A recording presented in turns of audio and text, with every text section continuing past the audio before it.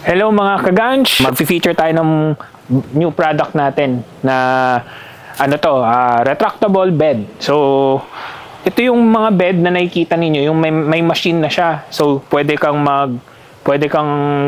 pag nagbabasa ka ng libro or nanonood ka ng TV, tataas yung hood mo or tapos yung paa mo, pwede mo rin itaas. So, dandan, please, higa. Yan. Pakikita mo ha kung paano. So, ito po yung pagtataas. So, kung manonood po kayo ng TV, magbabasa kayo ng book, basta gusto nyo po naka-recline, yan po yun. Tapos, pag gusto nyo rin pong itaas yung paa, natataas din po yung paa nyan, like this. Yan. Yan po yung taas. Tapos, meron din po siyang features. So, pagka gabi po, bagong gising kayo, madilim yung paligid, may underglow po siya. So, subtle lang po yung ilaw niya para hindi na asilaw pag madilim po. Pero, bright enough naman po yan. Makapaglakad kayo ng safe papunta sa toilets or CRs nyo po. So, yun po. Tapos, kung gusto nyo pong sa grown adult naman, pakita ko po sa inyo kung paano nakahiga. Yung, kasi... Yan po.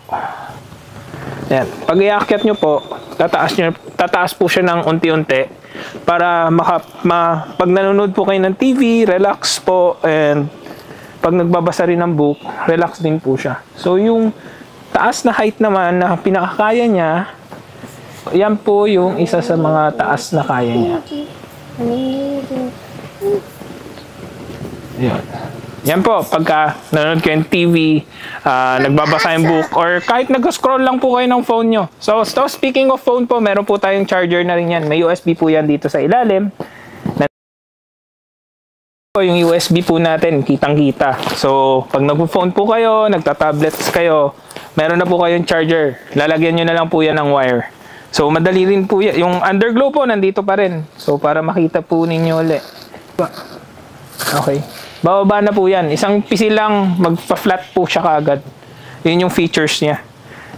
Ito po ay yung Dr. Sleep natin. If kino-consider nyo po to, PM po kayo sa prices. Ang usual po pala na original na ganito, yung mga sikat na brands is nasa mga 500, 250 to 500,000. Ito less than 100 lang.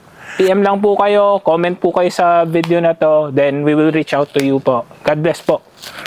Nagbinat tayo sa Gansyong Plus.